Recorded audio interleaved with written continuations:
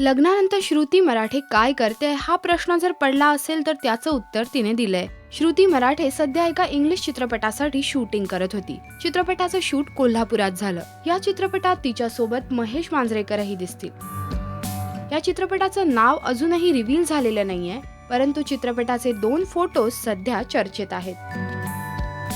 श्रुतीचा हा पहिला हॉलिवूड चित्रपट आहे, त्यामुळे अर्थात त्यासाठी ती खूप उत्सुकही आहे.